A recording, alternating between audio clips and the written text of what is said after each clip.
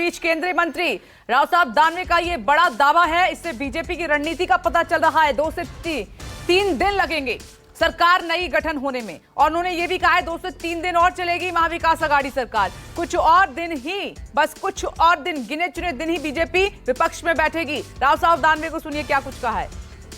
मी केंद्रामध्ये मंत्री आहे, भैयासाहेब राज्यामध्ये मंत्री आहे। मला तर काय आता मंत्री होऊन 2.5 वर्ष झाले, 12-14 वर्ष तुम्हाला उरायले, तर 14 वर्षांमध्ये तुम्ही जे जे केलं आणि अजून काही करायचं राहिलं तेवढं लवकर करून घ्या, वेळ निघून जायला लागली। त्याच्यामुळे पुढच्या काळामध्ये जर तुम्हाला संधी पाहिजे असेल तर त्याचाही विचार आपल्याला करता येईल। पण जिल्ह्यामध्ये बऱ्याच गोष्टी अजून आपल्याला बाकी आहे। तर टोपे साहेब अजून मी 2-3 दिवस विरोधी पक्षात आहे आणि माझी बाजू मी तुमच्या पुढे मांडली पाहिजे। और इस बयान से लग रहा है कि बीजेपी अपनी रणनीति में कामयाब होती हुई दिखाई दे रही है। 3 मेहमान इस वक्त टीवी स्क्रीन पर। संजय द्विवेदी जी शिवसेना नेता, राजनीतिक विश्लेषक हैं। आलोक वत्स जी लगातार हमारे साथ बने हुए हैं। संजय चड्ढा जी हमारे साथ मौजूद हैं, वकील हैं, उनका भी हम रुख करेंगे। लेकिन जो केंद्रीय मंत्री का बयान है कि 2 से 3 दिन और चलेगी महाविकास आघाड़ी सरकार, इसके मायने बीजेपी समर्थक हैं। आलोक वत्स जी, मैं आपसे समझना चाहती हूं, ये मामला कानूनी पेच में बहुत बुरी तरीके से उलझने जा रहा है, और जिस तरीके की बातें संजय राउत ने की थी और आज जिस बात पर वो पलट रहे हैं, तो दोनों में जमीन आसमान का अंतर है। पहले तो डायरेक्ट धमकी दी गई थी जो पूरे देश ने सुना आपके माध्यम से, आज वो इसको नरमी में पेश कर रहे हैं। तो उनको, और जिस तरीके की बातें उन्होंने कही समाज को तोड़ने की और हिंसात्मक बातें, तो उन पर इमीडिएटली एफआईआर करके उनको अरेस्ट करना चाहिए। अभी तक वो क्यों नहीं अरेस्ट हुए हैं, इस बात पर भी एक बड़ा प्रश्न चिन्ह खड़ा हो गया है। अब जिस तरीके, अब ये मामला कानूनी पेच में ज्यादा फंसता हुआ दिखाई दे रहा है। हाई कोर्ट में है, सुप्रीम कोर्ट में है, अब क्या फैसला आता है। लेकिन एक चीज निश्चित है कि महाआघाड़ी की सरकार का जाना तय है।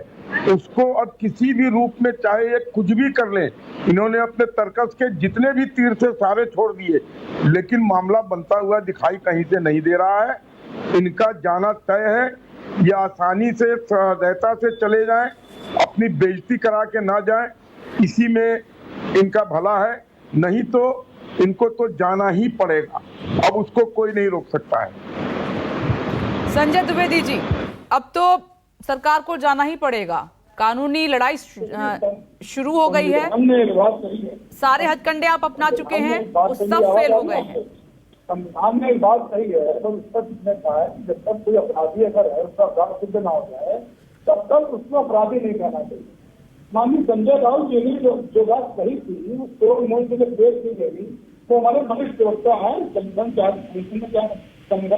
को मजबूती प्रदान करना है, जो हमारे महाराष्ट्र की जनता में मजबूती प्रदान कर रहे हैं, जो एक सरकार सामान्य विपणन प्रोग्राम कर रही है, और उन्होंने अपने बयान में कल्पना नहीं है, जो उन्होंने बयान दिया है तो पूरा अगर पढ़े, मैंने कल पूरा देखा बयान को, मैं भी पहले आधी बात अभी सुन पा रहा था, लेकिन जब मैंने अभी टीवी में देखा, अभी मैंने देखा है कि उन्होंने बयान दिया था वो स्पष्ट किया था कि अगर आपके मैं शिवसेना में हूँ, मैं भाजपा में, मैं कांग्रेस में, अगर आप छोड़ में जाते हैं, आपकी आत्मा मर जाती है, तो आप चिंता मत बन जाते हैं।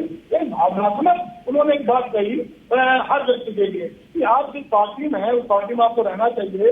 तो 2.5 साल से चुनाव करने के लिए आप अगर पार्टी चेंज करनी थी, आपको माननीय उद्धव साहब पसंद नहीं आ रहे थे या सरकार पसंद नहीं आ रही थी, तो आप दूसरी पार्टी में जाते। बहुत से लोग रहते हैं।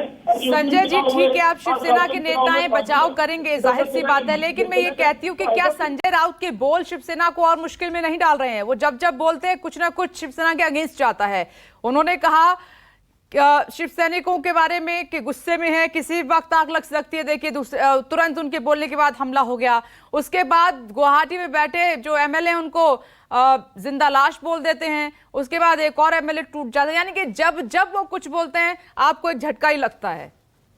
एक महत्वपूर्ण कारण ये है, एक खास कारण जो मेरे समझ में आ रहा है कि कारण इतना है कि जो भारतीय जनता पार्टी जो इनके 80 घंटे की मुख्यमंत्री बनने के बाद जिस तरह से इस्तीफा देना पड़ा, जिस तरह से इनको भागना पड़ा वो कसर उनके अंदर है।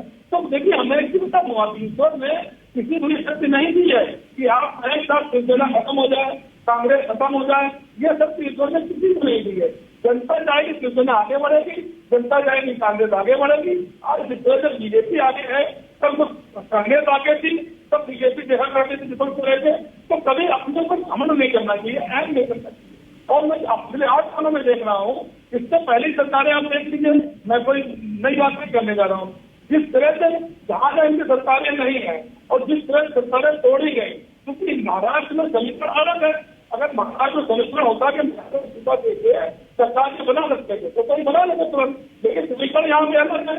नहीं, अब तो जा रहे हैं, बस सुप्रीम कोर्ट के फैसले का इंतजार है, उसके बाद वो राज्यपाल से मुलाकात करने वाले हैं। मुलाकात के मायने तो सर आप समझते हैं। दूसरी बड़ी बात मैं ये कहना चाहती हूँ कि थोड़ा बहुत मन अगर बना भी रहे होंगे बागी विधायक, तो जिस तरीके से संजय राउत ने भाषा का इस्तेमाल किया, उनके दफ्तर पे हमला कराए, उसके बाद मामला और बिगड़ गया। थोड़ा बहुत उन्होंने सोचा भी हो कि चलिए पुराने शिव सैनिक हैं, बात कर लेते हैं, लेकिन संजय राउत के बयानों ने उनको और उकसाया है। मैं ये कहना चाहती हूँ आपको, और आपको मालूम भी है।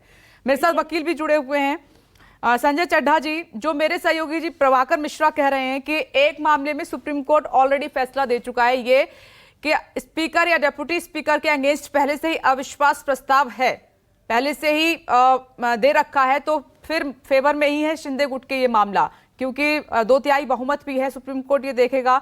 तो क्या माने कि शिंदे गुट के फेवर में फैसला जाता हुआ दिखाई दे रहा है?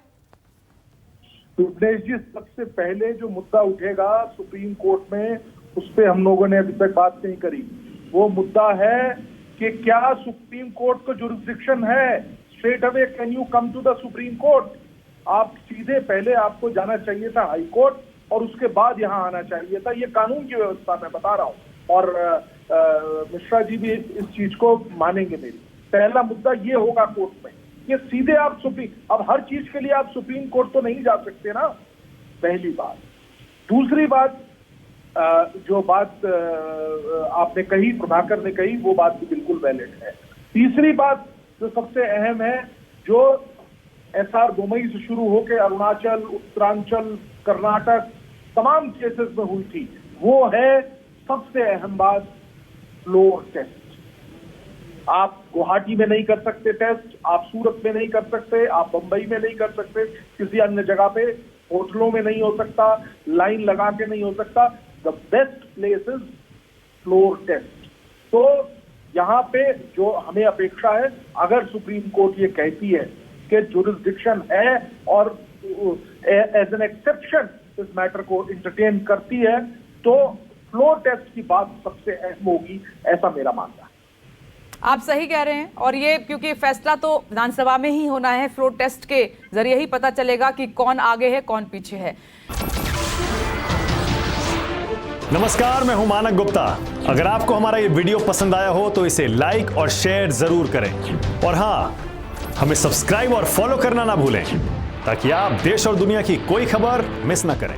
तो जुड़े रहिए हमारे साथ और देखते रहिए News 24।